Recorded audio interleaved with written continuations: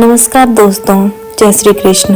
मैं शिविका उत्तराखंड से और आज से मैं हर दिन 1 घंटा श्रीमद् भागवत गीता पढ़ूंगी और आपको सुनाऊंगी। भगवान श्री कृष्ण कहते हैं कि हर इंसान को अपने जीवन में एक बार श्रीमद् भागवत गीता जरूर पढ़नी चाहिए, क्योंकि उसमें जीवन का सार है। मैं जानती हूँ कि हर हिंदू श्रीमद् भागवत गीता जरूर पढ़ना चाहता होगा, पर हर किसी के पास वक्त नहीं होता। सबको अपने अपने काम होते हैं जिनमें वो बिजी होते हैं। इसलिए आप लोग आज से मेरे द्वारा हर रोज श्रीमद् भागवत गीता सुन सकते हैं। वो भी अगर आप अपने काम में बिजी हो, तब भी आप यह वीडियो कभी भी प्ले कर सकते हैं, जिससे आपको जीवन का सार भी पता चल जाएगा और साथ ही साथ आप अपना रोजमर्रा का काम भी कर सकते हैं बिना किसी रुकावट के। मैं श्रीमद् भागवत गीता शुरू करने से पहले थोड़ा बहुत गीता के बारे में बताना चाहती हूँ। महाभारत युद्ध प्रारंभ होने से ठीक पहले भगवान श्री कृष्ण ने अर्जुन को जो उपदेश दिया वह श्रीमद् भागवत गीता के नाम से प्रसिद्ध है। श्रीमद् भागवत गीता महर्षि वेदव्यास ने लिखी है और आज से लगभग 5168 वर्ष पहले गीता का ज्ञान बोला गया था। गीता में टोटल 18 अध्याय हैं और 700 श्लोक हैं, जो आप आज से मेरे द्वारा सुनेंगे। तो चलिए शुरू करते हैं पहले अध्याय से। अध्याय 1, कुरुक्षेत्र के युद्ध स्थल में सैन्य निरीक्षण। धृतराष्ट्र उवाच। श्लोक 1। धर्मक्षेत्रे कुरुक्षेत्रे संवेत्ता युयुत्सुवा मामकाः पांडवा श्रेव किम कुर्वतः संजय। धृतराष्ट्र ने कहा, हे संजय, धर्म भूमि कुरुक्षेत्र में युद्ध की इच्छा से एकत्रित हुए मेरे तथा पांडव के पुत्रों ने क्या किया। तात्पर्य: भागवत गीता एक बहुपठित आस्तिक विज्ञान है जो गीता महात्म्य में सार रूप में दिया हुआ है। इसमें यह उल्लेख है कि मनुष्य को चाहिए कि वह श्री कृष्ण के भक्त की सहायता से सर्वेक्षण करते हुए भगवत गीता का अध्ययन करे और स्वार्थ प्रेरित व्याख्याओं के बिना उसे समझने का प्रयास करे। अर्जुन ने जिस प्रकार से साक्षात भगवान श्री कृष्ण से गीता सुनी और उसका उपदेश ग्रहण किया, इस प्रकार की स्पष्ट अनुभूति का उदाहरण भागवत गीता में ही है। यदि उसी गुरु परंपरा से निजी स्वार्थ से प्रेरित हुए बिना किसी को भागवत गीता समझने का सौभाग्य प्राप्त हो, तो वह समस्त वैदिक ज्ञान तथा विश्व के समस्त शास्त्रों के अध्ययन को पीछे छोड़ देता है। पाठक को भागवत गीता में न केवल अन्य शास्त्रों की सारी बातें मिलेगी, अपितु ऐसी बातें भी मिलेंगी जो अन्य कहीं उपलब्ध नहीं है। यही गीता का विशिष्ट मानदंड है। स्वयं भगवान श्री कृष्ण द्वारा साक्षात उच्चरित होने के कारण यह पूर्ण आस्तिक विज्ञान है। महाभारत में विचित्र धृतराष्ट्र तथा संजय की वार्ताएं इस महान दृश्य के मूल सिद्धांत का कार्य करती है। माना जाता है कि इस दर्शन की प्रस्तुति कुरुक्षेत्र के युद्ध स्थल में हुई, जो वैदिक युग से पवित्र तीर्थ स्थल रहा है। इसका प्रवचन भगवान युद्ध भूमि में पांडवों का पक्ष ले रहा था और उसने द्रोणाचार्य से जो कला सीखी थी, उसी के आधार पर उसने यह व्यूहरचना की थी। दुर्योधन ने द्रोणाचार्य की इस दुर्बलता की ओर इंगित किया, जिससे वह युद्ध में सजग रहे और समझौता न करे। इसके द्वारा वह द्रोणाचार्य को यह भी बताना चाह रहा था कि कहीं वह अपने प्रिय शिष्य पांडवों के प्रति युद्ध में उदारता न दिखा बैठे। विशेष रूप से अर्जुन उसका अत्यंत प्रिय एवं तेजस्वी शिष्य था। दुर्योधन ने यह भी चेतावनी दी कि युद्ध में इस प्रकार की उदारता से हार हो सकती है। अत्रः भूना महेश्वासा भीमार्जुना समायुधि युयुधानो विराट च द्रुपद च महारथा। इस सेना में भीम तथा अर्जुन के समान युद्ध करने वाले अनेक वीर धनुर्धर हैं, यथा महारथी युयुधान, विराट तथा द्रुपद। तात्पर्य: यद्यपि युद्ध कला में द्रोणाचार्य की महान शक्ति के समक्ष धृष्टद्युम्न महत्वपूर्ण बांधक नहीं था, किंतु ऐसे अनेक योद्धा थे जिनसे भय था। दुर्योधन उन्हें विजय पथ में अत्यंत बाधक बताता है, क्योंकि इनमें से प्रत्येक योद्धा भीम तथा अर्जुन के समान दुर्जेय था। उसे भीम तथा अर्जुन के बल का ज्ञान था, इसलिए वह अन्यों की तुलना इन दोनों से करता है। धृष्टकेतु श्रेष्ठकितानः काशीराज श्रेष्ठ वीरवानः पुरुजित कुंती भोज श्रेष्ठ शैब्य श्रेष्ठ नर पुंडगवः। इनके साथ ही धृष्टकेतु, चेकिताना, काशीराज, पुरुजित, कुंतीभोज तथा शैब्य जैसे महान शक्तिशाली योद्धा भी हैं। युधामन्यु च विकांतः उत्तमोजा श्रच वीरवानः सौभद्रो द्रौपदेयाश्च सर्व एवं महारथा। पराक्रमी युधामन्यु, अत्यंत शक्तिशाली उत्तमौजा, सुभद्रा का पुत्र तथा द्रौपदी के पुत्र, ये सभी महारथी हैं। अस्माकः तु विशिष्टः ये तानि भूदा दिर्जोन्तमा नायका मम सैन्यस्य संघार्थं तान् ब्रवीमि। किंतु हे ब्रह्मश्रेष्ठ, आपकी सूचना के लिए मैं अपनी सेना के उन नायकों के विषय में बताना चाहूँगा जो मेरी सेना को संचालित करने में विशेष रूप से निपुण है। भवान भीष्म श्रच, कर्ण श्रच, कृप श्रच, समिति जयः, अश्वत्थामा, विकर्ण श्रच, सुनदंती सतथैव च। मेरी सेना में स्वयं आप, भीष्म, कर्ण, कृपाचार्य, अश्वत्थामा, विकर्ण तथा सुनदंत का पुत्र भूरिश्रवा आदि हैं, जो युद्ध में सदैव विजयी रहे हैं। तात्पर्य: दुर्योधन उन अद्वितीय युद्ध वीरों का उल्लेख करता है जो सदैव विजयी होते रहे हैं।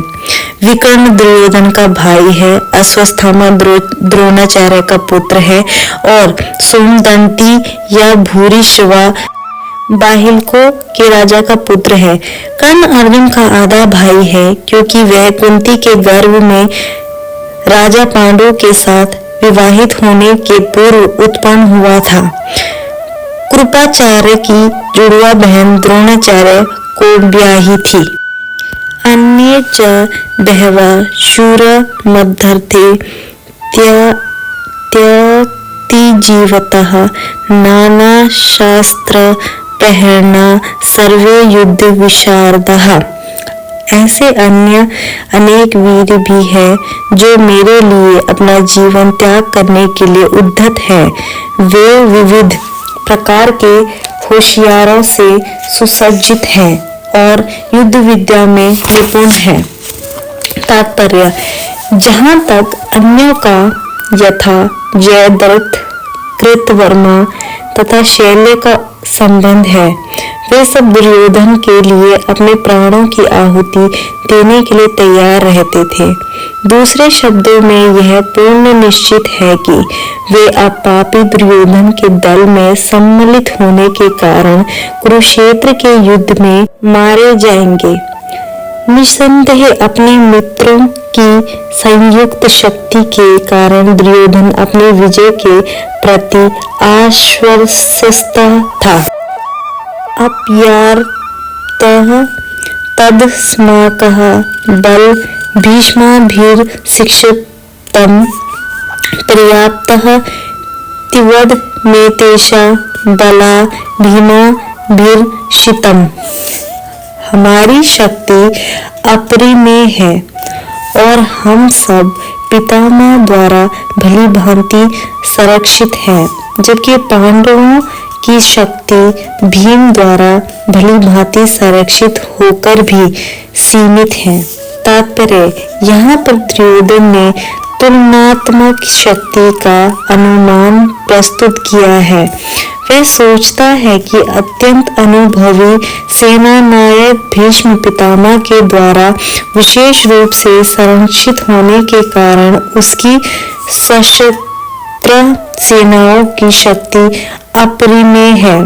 दूसरी ओर पांडवों की सेनाएं सीमित हैं, क्योंकि उनकी सुरक्षा एक कम अनुभवी नायक भीम द्वारा की जा रही है, जो भीष्म की तुलना में नगण्य है। दुर्योधन सदैव भीम से ईर्ष्या करता था, क्योंकि वह जानता था कि यदि उसकी मृत्यु कभी हुई तो वह भीम के द्वारा ही होगी, किंतु साथ ही उसे दृढ़ विश्वास था कि भीष्म की उपस्थिति में विजय उसकी निश्चित है, क्योंकि भीष्म कहीं अधिक उत्कृष्ट सेनापति है। यह युद्ध में विजय होगा, यह उसका दृढ़ निश्चय था। अयनेषु च सर्वेषु यथा भागं वसिद्धथा भीष्ममेवा भीर्षन्तु भवन्तः सर्व एव हि। अतएव सैन्य व्यूह में अपने अपने मोर्चों पर खड़े रहकर आप सभी भीष्म पितामह को पूरी सहायता दें। तात्पर्य, भीष्म पितामह के शौर्य की प्रशंसा करने के बाद दुर्योधन ने सोचा कि कहीं अन्य योद्धा यह न समझ ले कि उन्हें कम महत्व दिया जा रहा है। अतः दुर्योधन ने अपने सहज कूटनीतिक ढंग से स्थिति संभालने के उद्देश्य से उपयुक्त शब्द कहे। उसने बलपूर्वक कहा कि भीष्मदेव निसंदेह महानतम योद्धा हैं, किंतु अब वे वृद्ध हो चुके हैं। अंततः प्रत्येक सैनिक को चाहिए कि चारों ओर से उनकी सुरक्षा का विशेष ध्यान रखे। हो सकता है कि वे किसी एक दिशा में युद्ध करने में लग जाए और शत्रु इस व्यवस्था का लाभ उठा ले। अतः वे आवश्यक है कि अन्य योद्धा मोर्चों पर अपनी अपनी स्थिति पर अडिग रहे और शत्रु को व्यूह न तोड़ने दे। दुर्योधन को पूर्ण विश्वास था कि कुरुओं की विजय भीष्मदेव की उपस्थिति पर निर्भर है। उसे युद्ध में भीष्मदेव तथा द्रोणाचार्य के पूर्ण सहयोग की आशा थी, क्योंकि वह अच्छी तरह जानता था कि इन दोनों ने उस समय एक शब्द भी नहीं कहा था जब अर्जुन की पत्नी द्रौपदी को असहायावस्था में भरी सभा में नग्न किया जा रहा था, और जब उसने उनसे न्याय की भीख मांगी थी, वह जानते हुए भी कि इन दोनों सेनापतियों के मन में पांडवों के लिए स्नेह था। दुर्योधन को आशा थी कि वे इस स्नेह को उसी तरह त्याग देंगे जिस तरह उन्होंने द्रुतकीर्णा के अवसर पर किया था। तस्य संजनयन् हर्षं कुरुवृद्ध पितामह स्यनादं पिनग उच्चै शंखं दद्मो प्रातवान्। तब कुरुवंश के व्योवृद्ध परम प्रतापी एवं वृद्ध पितामह ने सिंह गर्जना की सी ध्वनि करने वाले अपने शंख को उच्च स्वर से बजाया, जिससे दुर्योधन को हर्ष हुआ। तात्पर्य: कुरुवंश के वयोवृद्ध पितामह अपने पौत्र दुर्योधन का मनोभाव जान गए और उसके प्रति अपनी संभाविक दयावश उन्होंने अपने प्रश्न करने के लिए अत्यंत उच्च स्वर से अपना शंख बजाया, जो उनकी सिंह के समान स्थिति के अनुरूप था। अप्रत्यक्ष रूप में शंख के द्वारा प्रतीकात्मक ढंग से उन्होंने अपने हताश पौत्र दुर्योधन को बता दिया कि उन्हें युद्ध में विजय की आशा नहीं है, क्योंकि दूसरे पक्ष में साक्षात भगवान श्री कृष्ण है। फिर भी युद्ध का मार्गदर्शन करना उनका कर्तव्य था और इस संबंध में वे कोई कसर नहीं रखेंगे। तत्शंखा च भैर्य च पांडव आनकः गोमुखा सहसा एवं अभ्यहन्यत सशब्दा तुमुलः अभवत्। तत्पश्चात शंख, नगाड़े, बिगुल, तुरही तथा शींग सहसा एक साथ बज उठे। वह समवेत स्वर अत्यंत कोलाहल वर्ण था तथा श्वेते युते महति स्यनंदने सिद्धतो माधवा पांडवः च एवं दिव्यो शंखो पद्मन्तुः। दूसरी ओर से श्वेत घोड़ों द्वारा खींचे जाने वाले विशाल रथ पर आसीन श्री कृष्ण तथा अर्जुन ने अपने अपने दिव्य शंख बजाए। भीष्मदेव द्वारा बजाए गए शंख की तुलना में श्री कृष्ण तथा अर्जुन के शंखों को दिव्य कहा गया है। दिव्य शंखों के नाद से यह सूचित हो रहा था कि दूसरे पक्ष की विजय की कोई आशा न थी, क्योंकि श्री कृष्ण पांडव के पक्ष में थे। जयस्तु पांडु पुत्राणा येषा पक्षे जनार्दन। जय सदा पांडु के पुत्र जैसे की होती है, क्योंकि भगवान श्री कृष्ण उनके साथ है और जहाँ जहाँ भगवान विद्यमान है वहीं वहीं लक्ष्मी भी रहती है, क्योंकि वे अपने पति के बिना नहीं रह सकती।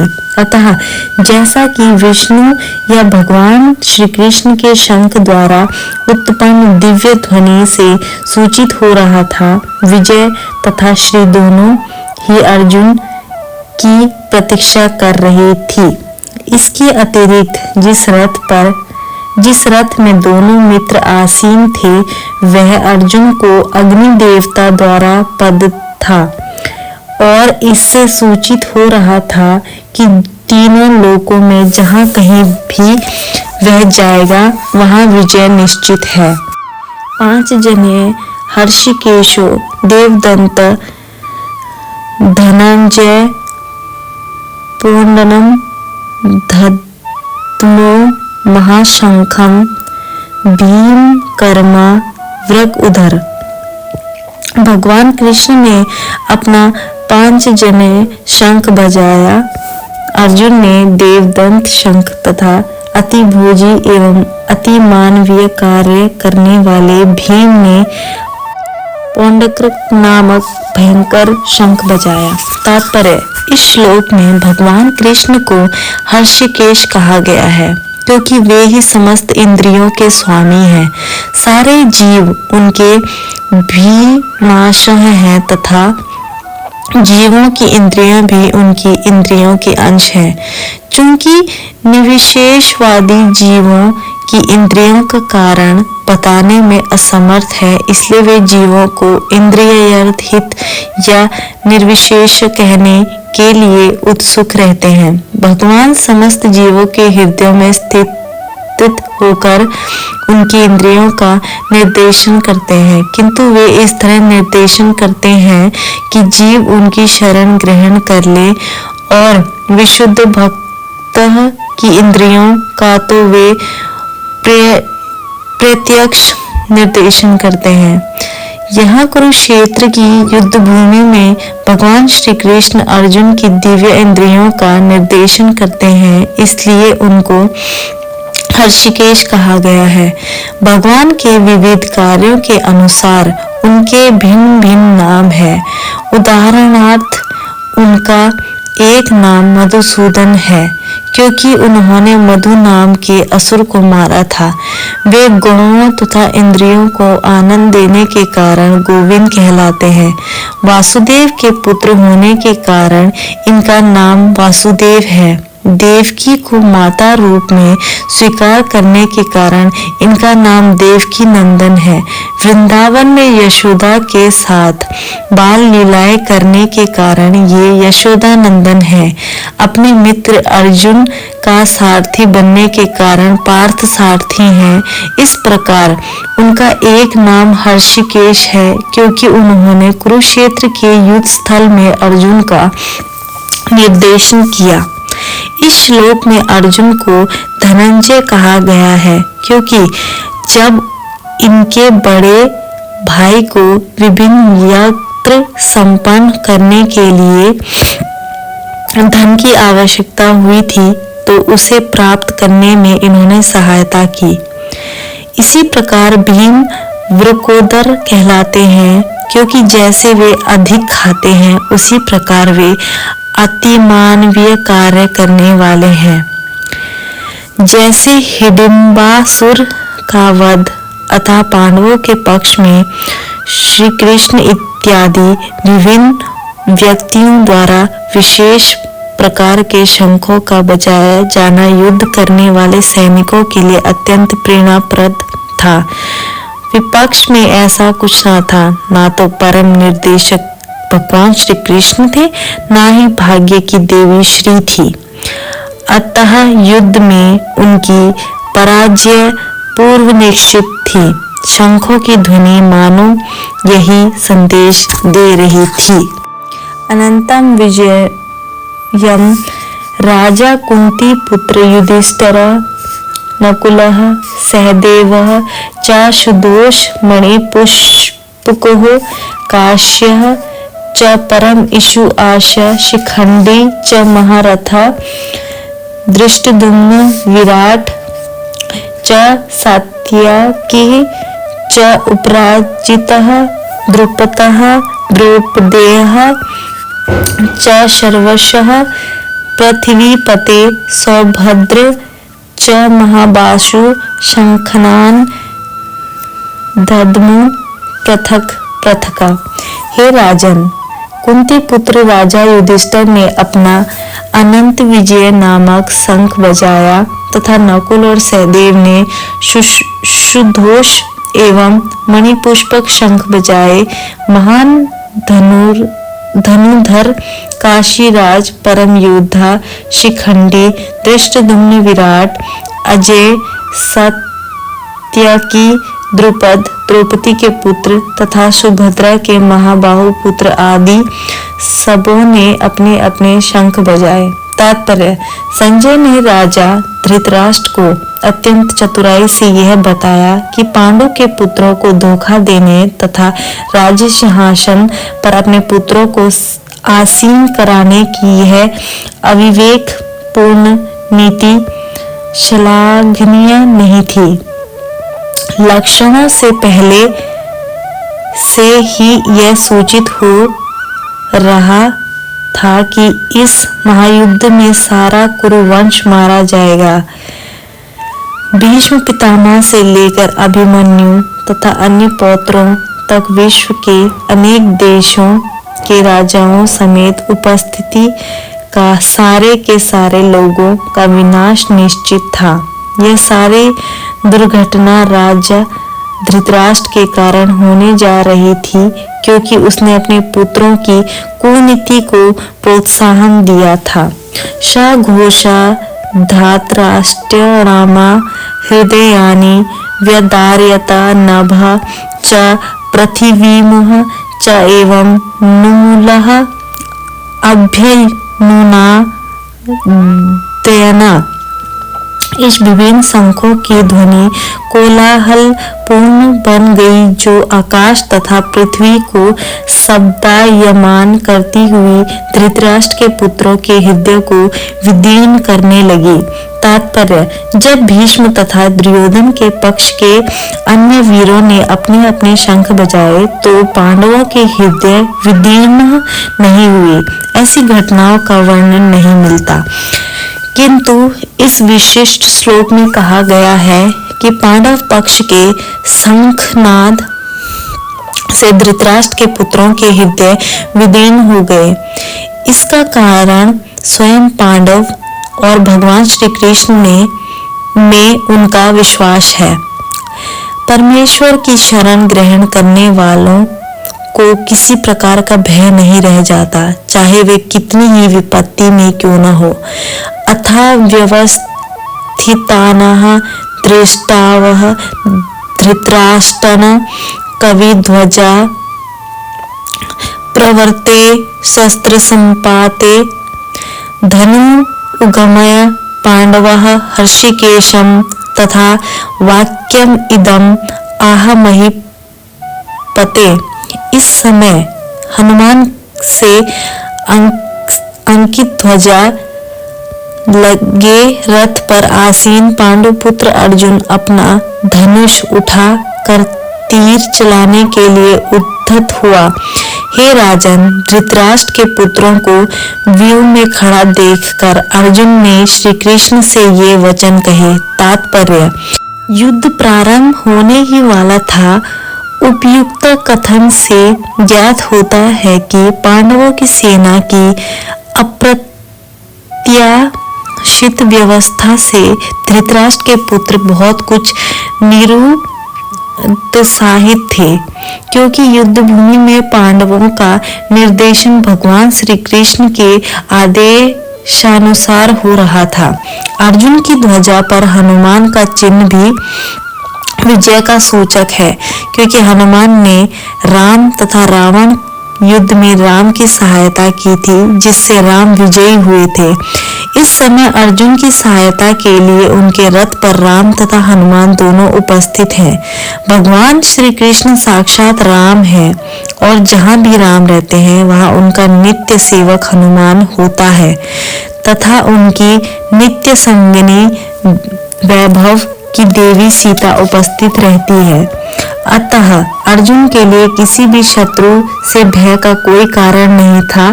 इससे भी अधिक इंद्रियों के स्वामी भगवान कृष्ण निर्देश देने के लिए साक्षात उपस्थित थे। इस प्रकार अर्जुन को युद्ध करने के मामले में सारा सत्परामर्श प्राप्त था। ऐसी स्थितियों में जिनकी व्यवस्था भगवान ने अपने शाश्वत भक्त के लिए की थी, निश्चित विजय के लक्षण स्पष्ट थे। अर्जुन उवाच: सैन्यो उभयो मध्ये रथम स्थाप्य मे अच्युत यावत् एतानः निरीक्षे अहं योद्धु कामन् अवस्थितान के मया सयोध्यम असीमः रण समुद्र में। अर्जुन ने कहा, हे अच्युत, कृपया करके मेरा रथ दोनों सेनाओं के बीच ले चले, जिससे मैं यहाँ उपस्थित युद्ध की अभिलाषा रखने वालों को और शस्त्रों की एक महान परीक्षा में जिनसे मुझे संघर्ष करना है उन्हें देख सकूं। तात्पर्य: यद्यपि श्री कृष्ण साक्षात श्री भगवान है, किंतु वे अहेतुकी कृपावश अपने मित्र की सेवा में लगे हुए थे।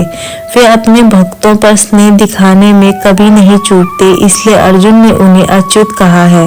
सारथी रूप में उन्हें अर्जुन की आज्ञा का पालन करना था और उन्होंने इसमें कोई संकोच नहीं किया, अतः उन्हें अच्युत कहकर संबोधित किया गया है। यद्यपि उन्होंने अपने भक्त का सारथी पद स्वीकार किया था, किंतु इससे उनकी परम स्थिति अक्षुण्ण बनी रही। प्रत्येक परिस्थिति में वे इंद्रियों के स्वामी श्री भगवान हर्षिकेश हैं। भगवान तथा उनके सेवक का संबंध अत्यंत मधुर एवं दिव्य होता है। सेवक स्वामी की सेवा करने के लिए सदैव उद्यत रहता है और भगवान भी भक्त की कुछ न कुछ सेवा करने की कोशिश में रहते हैं। वे इसमें विशेष आनंद का अनुभव करते हैं कि वे स्वयं आज्ञादाता न बने, अपितु उनके शुद्ध भक्त उन्हें आज्ञा दे। चूंकि वे स्वामी हैं अतः सभी लोग उनके आज्ञा पालक हैं और उनके ऊपर उनको आज्ञा देने वाला कोई नहीं है। किंतु जब वे देखते हैं कि उनका युद्ध भक्त आज्ञा दे रहा है तो उन्हें दिव्य आनंद मिलता है, यद्यपि वे समस्त परिस्थितियों में अच्युत रहने वाले हैं। भगवान का शुद्ध भक्त होने के कारण अर्जुन ने अपने बंधुओं से युद्ध करने की तनिक भी इच्छा न थी, किंतु दुर्योधन द्वारा शांतिपूर्ण समझौता न करके हठ धर्मिता पर उतारू होने के कारण उसे युद्ध भूमि में आना पड़ा। अतः वह यह जानने के लिए अत्यंत उत्सुक था कि युद्ध भूमि में कौन कौन से अग्रणी व्यक्ति उपस्थिति हैं। यद्यपि युद्ध भूमि में शांति प्रयासों का कोई प्रश्न नहीं उठता, तो भी वह उन्हें फिर से देखना चाह रहा था और यह देखना चाह रहा था कि वे इस अवांछित युद्ध पर किस हद तक तुले हुए हैं। योत्स्यमानानः अवेक्षे अहमा ये ते अत्र समागता धृतराष्ट्रस्य दुर्गुंदे युद्धे प्रिय चिकीर्षुवा। मुझे उन लोगों को देखने दीजिए जो यहाँ पर धृतराष्ट्र के बुर्बुद्धि पुत्र दुर्योधन को प्रश्न करने की इच्छा से लड़ने के लिए आए हुए हैं। तात्पर्य यह सर्वविदित था कि दुर्योधन अपने पिता धृतराष्ट्र की सांठगांठ से पापपूर्ण योजनाएं बनाकर पांडवों के राज्य को हड़पना चाहता था। अतः जिन समस्त लोगों ने दुर्योधन का पक्ष ग्रहण किया था वे उसी के समान धर्मा रहे होंगे। अर्जुन युद्ध प्रारंभ होने के पूर्व यह तो जान ही लेना चाहिए था कि कौन कौन से लोग आए हुए हैं, किंतु उनके समक्ष समझौता का प्रस्ताव रखने की उसकी कोई योजना नहीं थी। यह भी तथ्य था कि वह उनकी शक्ति का, जिसका उसे सामना करना था, अनुमान लगाने की दृष्टि से उन्हें देखना चाह रहा था। यद्यपि उसे अपनी विजय का विश्वास था, क्योंकि कृष्ण उसकी बगल में विराजमान थे। संजय उवाच एवं उत्तः हर्षिकेश गुणाकेशेन भारत सैन्यो उभयो मध्ये स्थापयित्वा रथ उत्तमम्। संजय ने कहा, हे भरतवंशी अर्जुन द्वारा इस प्रकार संबोधित किए जाने पर भगवान कृष्ण ने दोनों दलों के बीच में उस उत्तम रथ को लाकर खड़ा कर दिया। तात्पर्य इस श्लोक में अर्जुन को गुणाकेश कहा गया है। गुणा का अर्थ है नींद, जो नींद को जीत लेता है वह गुणाकेश है। नींद का अर्थ ज्ञान भी है। अतः अर्जुन ने कृष्ण की मित्रता के कारण नींद तथा अज्ञान दोनों पर विजय प्राप्त की थी। कृष्ण के भक्त के रूप में वह कृष्ण को क्षण भर भी नहीं भुला पाया, क्योंकि भक्त का स्वभाव ही ऐसा होता है। यहाँ तक कि चलते अथवा सोते हुए भी कृष्ण के नाम, रूप, गुणों तथा लीलाओं के चिंतन से भक्त कभी मुक्त नहीं रह सकता। अतः कृष्ण का भक्त उनका निरंतर चिंतन करते हुए नींद तथा अज्ञान दोनों को जीत सकता है। इसी को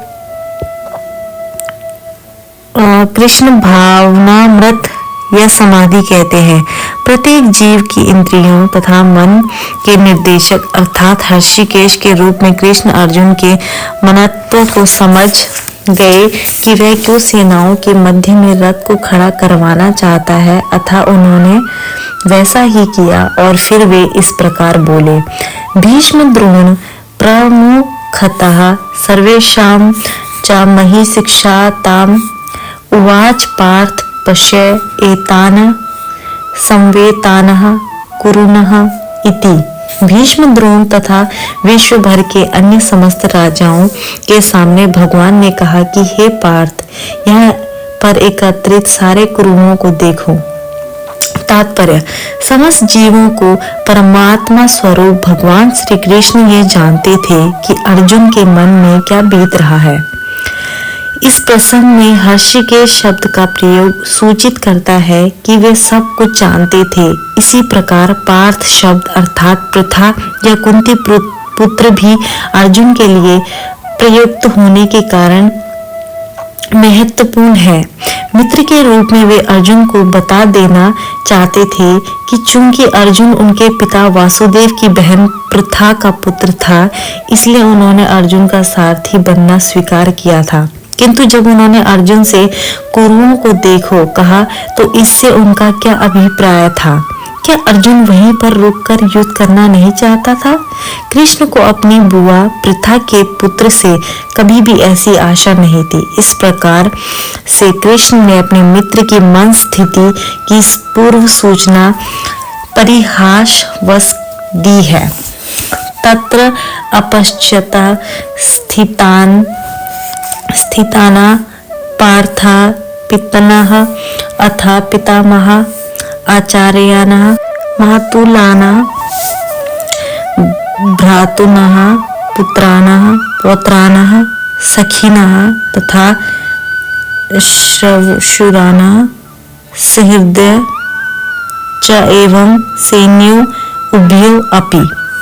अर्जुन ने वहां पर दोनों पक्षों की सेनाओं के मध्य में अपने चाचा ताओं, पितामहों, गुरुओं, मामाओं, भाइयों, पुत्रों, पौत्रों, मित्रों, ससुरों और शुभचिंतकों को भी देखा। तात्पर्य: अर्जुन युद्ध भूमि में अपने सभी संबंधियों को देख सका।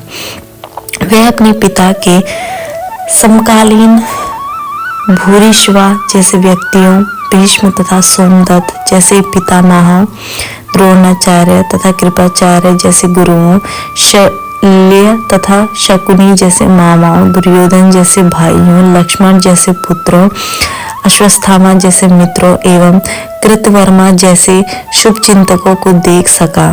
वह उन सेनाओं को भी देख सका जिनमें उसके अनेक मित्र थे।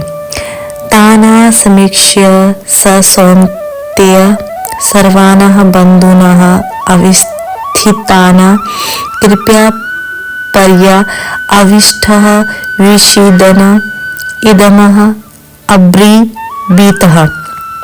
जब कुंती पुत्र अर्जुन ने मित्रों तथा संबंधियों की इन विभिन्न श्रेणियों को देखा तो वह करुणा से अभिभूत हो गया और इस प्रकार बोला। अर्जुन उवाच दृष्टा एवं जन्मं कृष्ण युयुत्सुमः समुपस्थितं सीदन्ति मम गाणानि सुखम च परिशुष्यति। अर्जुन ने कहा, हे कृष्ण, इस प्रकार युद्ध की इच्छा रखने वाले अपने मित्रों तथा संबंधियों को अपने समक्ष उपस्थित देखकर मेरे शरीर के अंग कांप रहे हैं।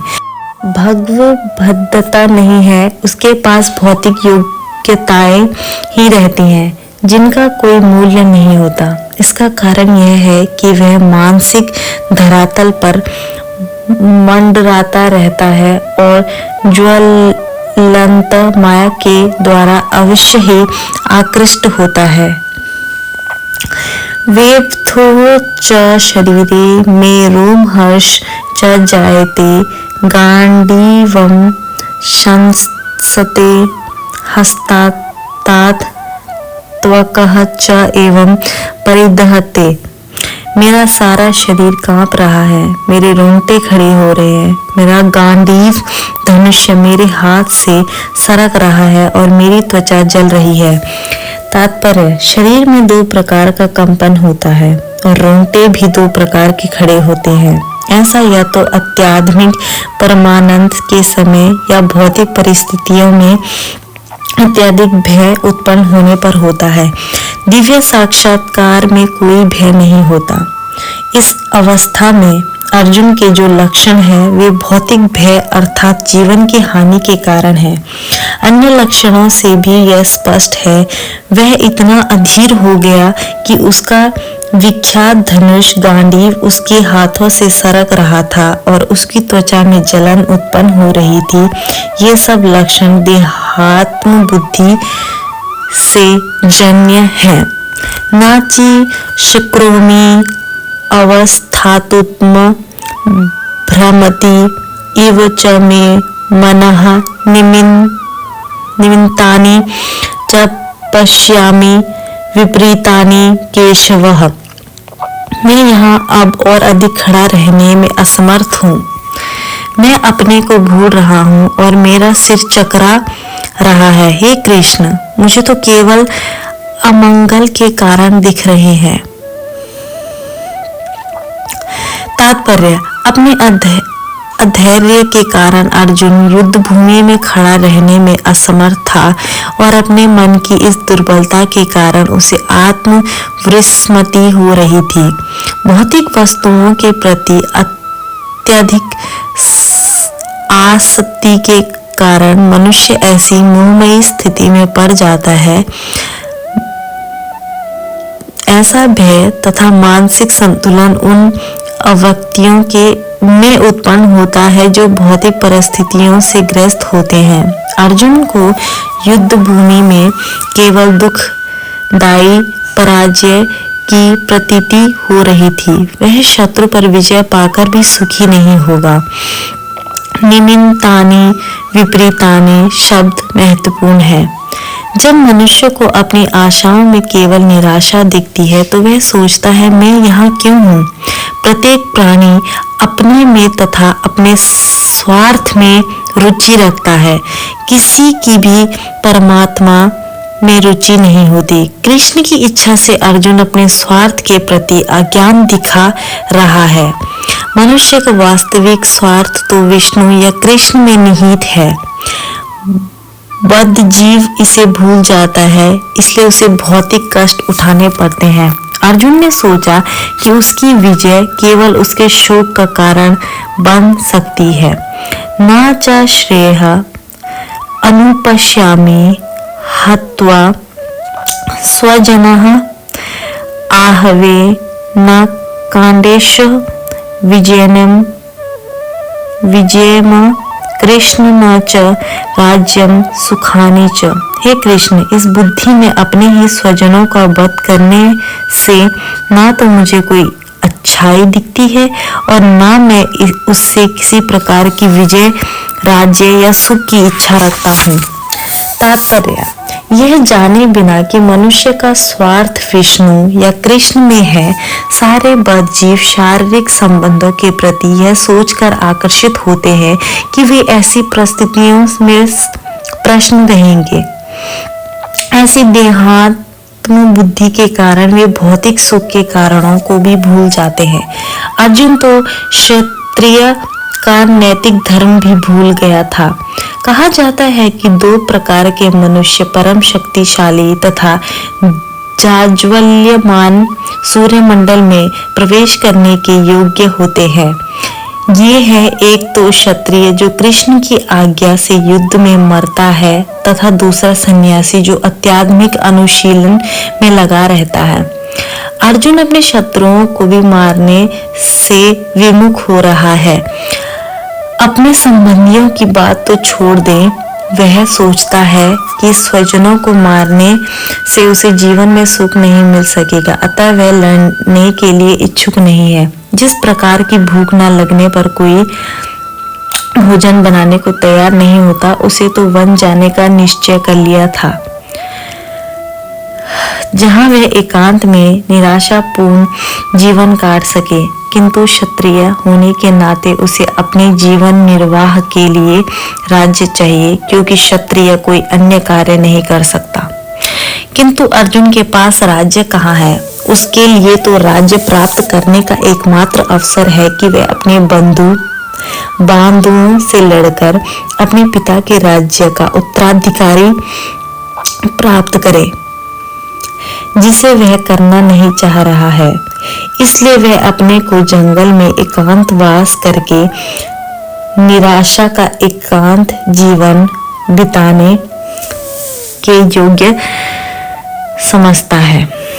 किमः न राजेन गोविंदः किम भांगे जीवितेन वा येषाम् अर्थे कानिक्षितं न राज्यं भोगा सुखानि च ते इसे अवस्थिता युद्धे प्राणान् त्यक्त्वा धनानि च आचार्य पितरपुत्रा तथा एवं च पितामहा मातुलः श्वशुरा पौत्रा संबंधिनः तथा एतानः न हन्तुम् इच्छामि धृतः अपि मधुसूदन अपि त्रैलोक्य राज्यस्य हेतो किं नु मही कृते निहित्य धृतराष्ट्रानः न का प्रीतिः स्यातः जनार्दन।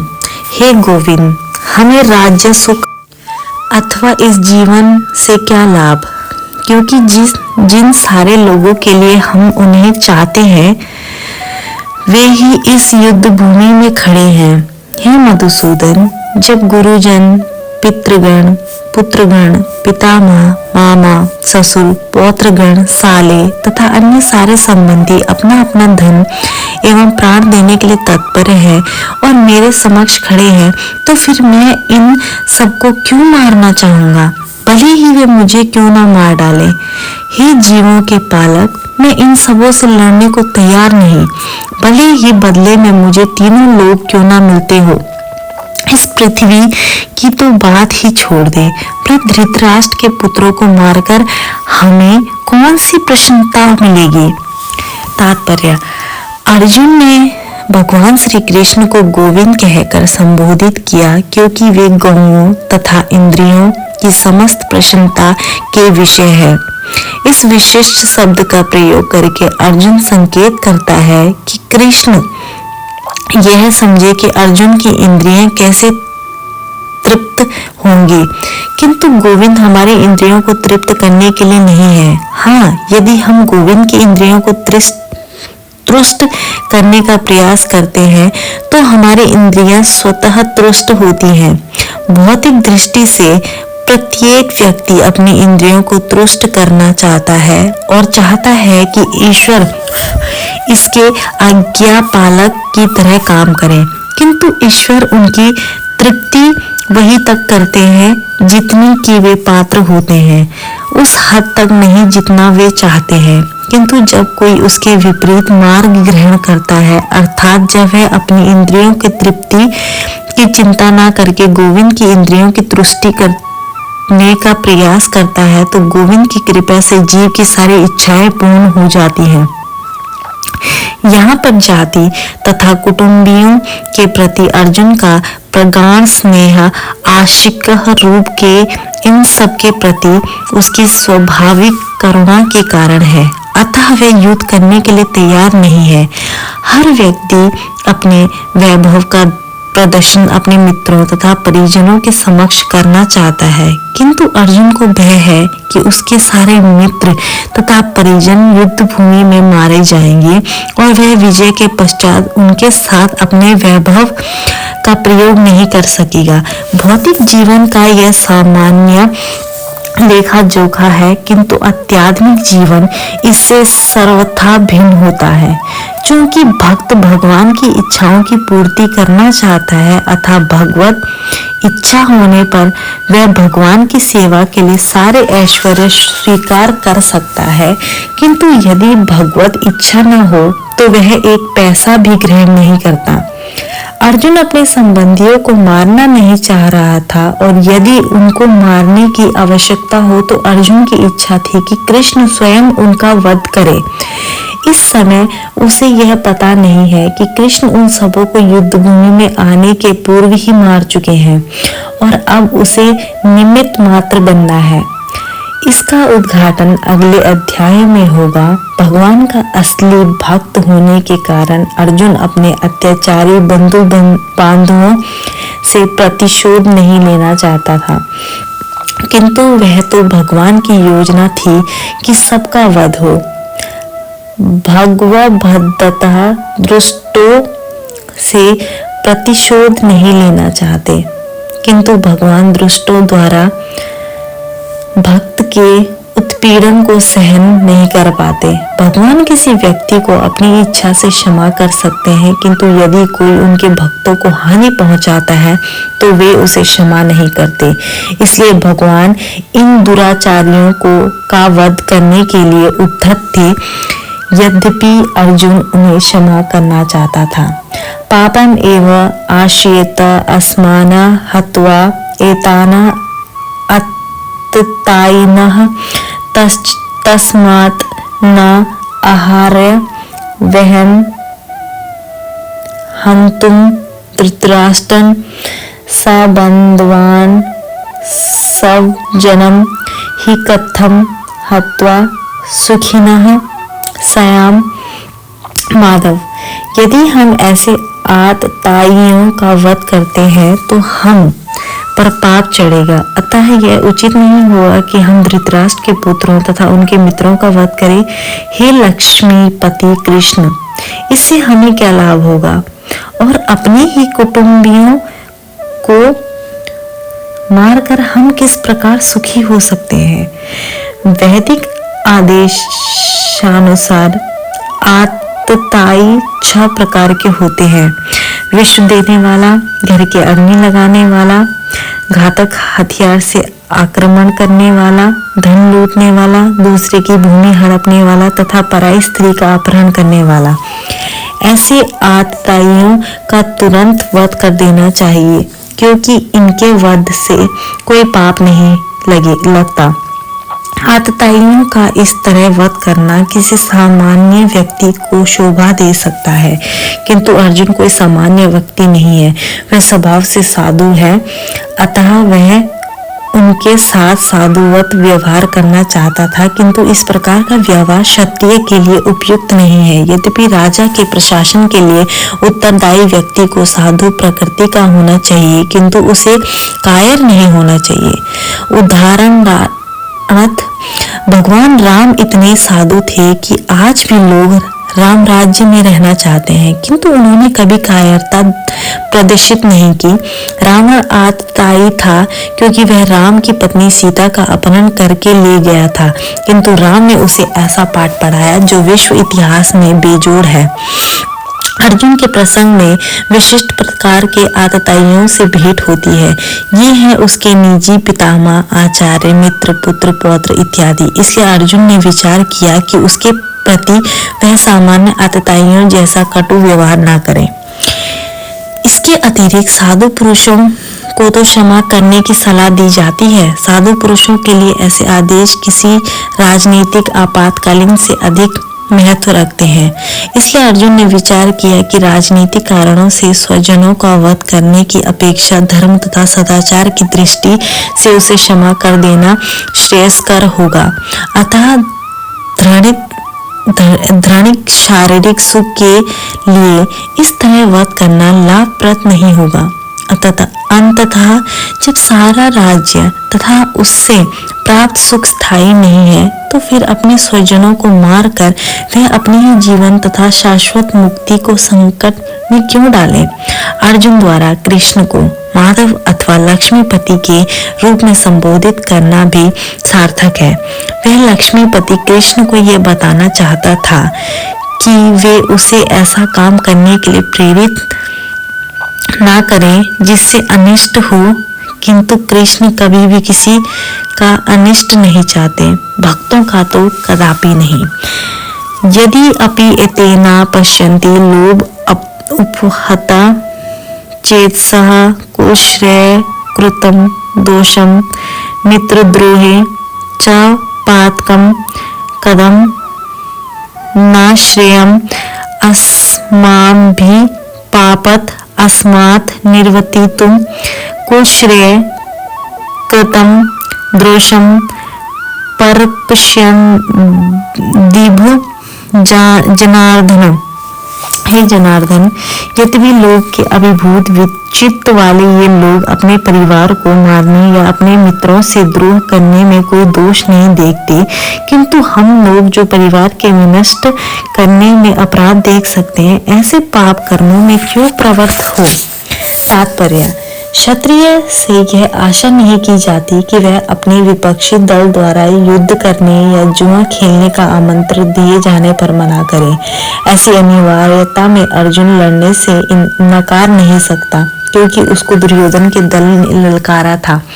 इस प्रसंग में अर्जुन ने विचार किया कि हो सकता है कि दूसरा पक्ष इस ललकार के परिणामों के प्रति अनभिज्ञ हो, किंतु अर्जुन को तो दुष्परिणाम दिखाई पड़ रहे थे, अतः वह इस ललकार को स्वीकार नहीं कर सकता। यदि परिणाम अच्छा हो तो कर्तव्य प्रस्तुतः लाघनीय है, किंतु यदि परिणाम विपरीत हो, हम उसके लिए बाध्य नहीं होते। इन पक्ष विपक्षों पर विचार करके अर्जुन ने युद्ध न करने का निश्चय किया। कुश्रेय पश्यन्ति कुल धर्मः सनातनः धर्मे नष्टे कुलम कृतशस्त्रम अधर्मः अभिभवति उतः।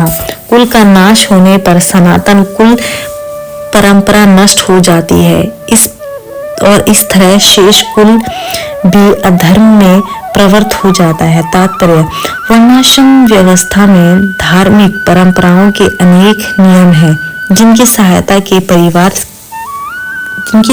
से परिवार के सदस्य ठीक से उन्नति करके आध्यात्मिक मूल्यों की उपलब्धि कर सकते हैं। परिवार में जन्म से लेकर मृत्यु तक के सारे संस्कारों के लिए वयोवृद्ध लोग उत्तरदायी होते हैं, किंतु इन वयोवृद्धों की मृत्यु के पश्चात संस्कार संबंधी पारिवारिक परंपराएं रुक जाती हैं और परिवार के जो तरुण सदस्य बचे रहते हैं वे अधर्म्य व्यसनों में प्रवृत्त होने से मुक्ति लाभ से वंचित रह सकते हैं। अतः किसी भी कारणवश परिवार के वयोवृद्धों का वध नहीं होना चाहिए। तो दोस्तों, आज का ये वीडियो यहीं पे समाप्त होता है।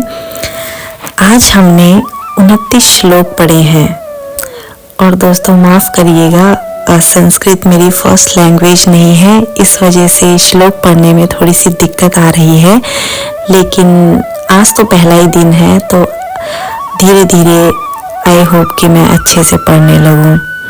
अगर आपको ये वीडियो अच्छा लगा हो या इन्फॉर्मेटिव लगा हो तो प्लीज़ लाइक और सब्सक्राइब करें। धन्यवाद। जय श्री कृष्ण।